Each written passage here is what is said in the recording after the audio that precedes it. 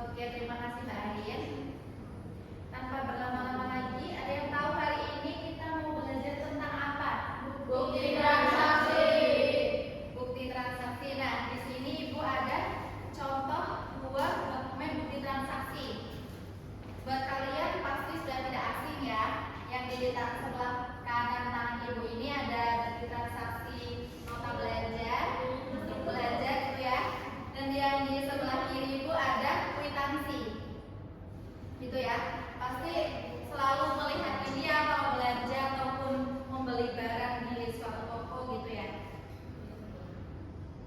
Oke, sebelum masuk ke materi, Ibu akan membacakan tujuan pembelajaran pagi hari ini. Yang pertama yaitu Ibu berharap nanti kalian mampu menjelaskan pengertian bukti transaksi pada perusahaan jasa dengan tepat. Nah, yang kedua, Ibu juga berharap kalian nanti mampu mengidentifikasi dan mengelompokkan berbagai jenis bukti transaksi, baik internal maupun eksternal yang nantinya akan Ibu jelaskan gitu ya. Dan yang terakhir, Ibu juga berharap nanti kalian mampu menganalisis peran bukti transaksi sebagai dasar pencatatan akuntansi. Nah, langsung ke materi yang pertama, ada pengertian bukti transaksi. Ada yang mau membacakan atau mau berpendapat apa sih bukti transaksi itu? Yang lagi ngobrol, Bu. Oke, yang lagi ngobrol. Cindy, ayo, apa sih bukti transaksi itu? Bukti transaksi itu adalah dokumen yang digunakan oleh perusahaan sebagai dasar pencatatan di dalam buku harian atau jurnal buku.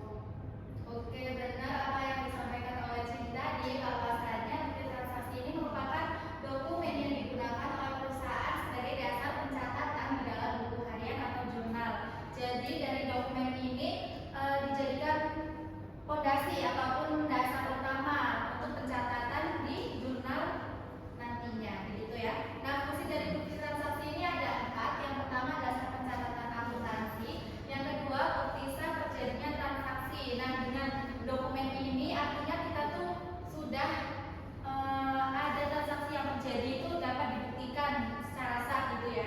Kemudian yang ketiga menghindari kesalahan pencatatan. Misalnya nanti pada saat menelusuri di jurnal apakah itu tidak valid ataupun sebagainya, itu bisa dikoreksi, bisa diteliti melalui dokumen transaksi ini. Dan yang terakhir sebagai alat pertanggungjawaban. Nah, sudah masuk ke jenis-jenis bukti transaksi. Jenis-jenis bukti transaksi ini seperti yang Ibu jelaskan tadi, bahwasanya ada 2, dokumen transaksi internal dan juga eksternal. Ada yang tahu perbedaannya? Dokumen transaksi internal dan juga eksternal. Ibu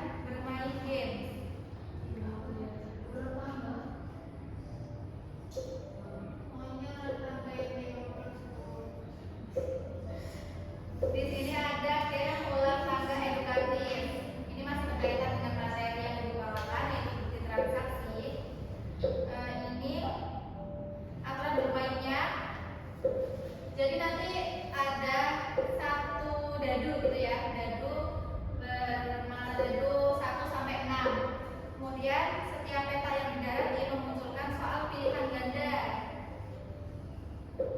Terus jika jawaban benar itu nanti kalian dapat maju sesuai angka dadu. Tapi kalau misalnya salah kalian tetap di tempat. Kemudian seperti yang kita tahu ya, ulang tangga kalau misalnya ada tangga itu bakalan naik secara otomatis. Kalaupun kita dapatnya ulang berarti kita akan turun secara otomatis. Kemudian yang terakhir pemain pertama yang mencapai peta 100 adalah pemenang. Tapi karena kita juga waktunya terbatas, mungkin ibu bakal batasi 5 soal saja gitu ya. Nanti bisa dilihat siapa yang posisinya paling tinggi ya, paling atas gitu ya. Ibu minta 4 anak buat bermain gamenya. Siapa yang mau jadi sukarelawan? Iya, pilihan ganda. Ibu tenang aja, pilihan ganda. Saya Bu. Amin. Ayo Mbak Diana udah berdiri, boleh. Ya boleh. Sabrina Bu katanya mau. Amin. Ayo dengan ada 2. Sabrina. Oke, satu lagi nih, siapa? Asik, oke ayo. Berarti Meliana sebagai pemain 1, kemudian Saira pemain 2, Silvi, Aryan pemain 3 dan juga Silvi pemain 4 gitu ya. Langsung saja bisa dimulai gamenya. Nah, nanti kalian bisa pencet ini, lempar dadu. Jangan bergerombol dulu. Sini. Ya boleh. Silakan Meliana sebagai pemain pertama. Nah, soalnya ya.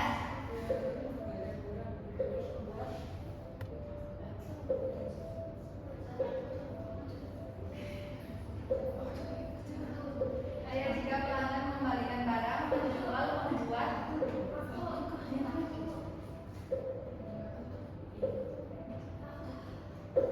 Nah, sudah di peta kelima, kemudian pemain 2.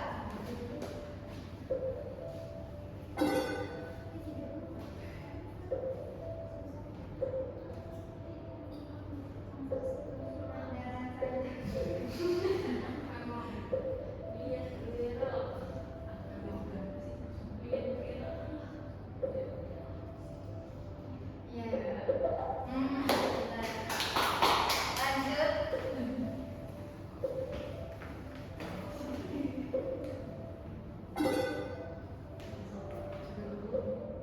Gampang kira aja ya.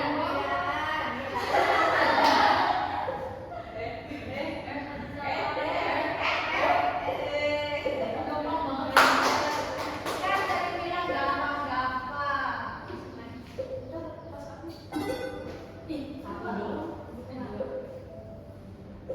Pilihan Jero adalah perintah pemindahan hubungan dari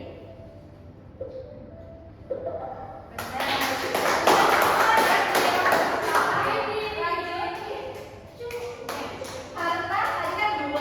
Terus di peta 2 itu ada tangga, jadi dia langsung naik ke atas.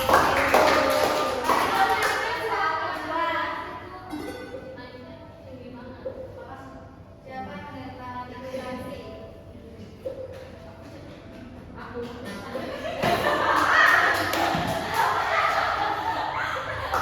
Gak apa-apa.